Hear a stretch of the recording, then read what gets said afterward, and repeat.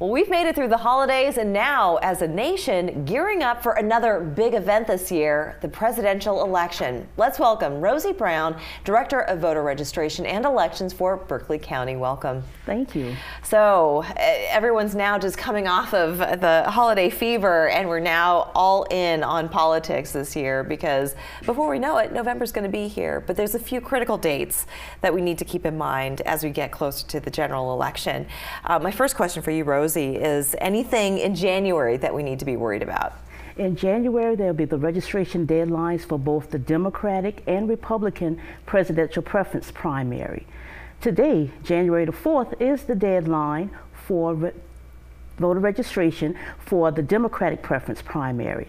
The deadline for the Republican preference primary will be January the 24th. Okay, all right. And then come February. February is going to be a big month for South Carolina. Yes, February is big with the Democratic presidential preference primary on Saturday, February the 3rd, and then on Saturday, February the 24th, will be the Republican presidential preference primary. And all these dates, by the way, they're on your website, right? They're on our website. So if anyone forgets, they can always refer to the website. But the message really is to make sure that people go out and they exercise their national right. Their civic duty. Their civic duty, absolutely. So for anyone who's thinking, I don't think I need to vote, or, you know, what, my vote's not going to count, what's your message to them? Please, everyone, go out and vote for the candidate of your choice. Whether you vote in the Democratic presidential preference primary or the Republican presidential preference primary, please choose the candidate of your choice. Go to your polling locations. Berkeley County will have 3 early voting sites.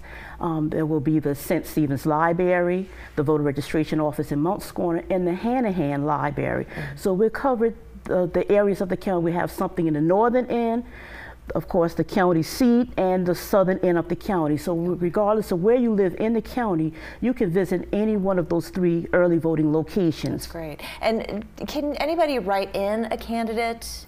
There are no write-ins in the primary. Oh, okay. Write-ins will only be for the general election, which will be held in November. Right, of course. Okay, and then as we get closer to November, we're going to bring you back. We're going to talk more about this.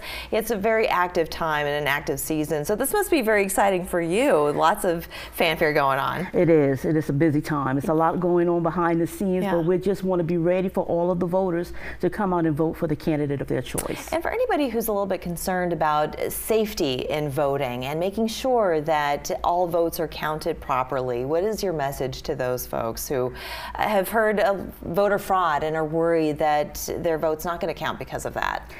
Well, voter fraud, a lot of people have said a lot of things about voter fraud, but South Carolina, some 10 years ago, went with photo ID. Because when you present yourself to vote, you must show a valid photo ID in order to cast your vote.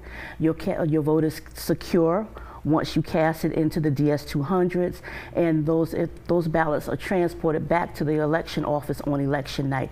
They are sealed before the transport, during the transport, until they arrive at the elections office. All right, so safe and secure elections, that's very important. Rosie Brown, thank you so much for coming on and sharing with us. We appreciate your time. Thank you. Thank you. We're back after this.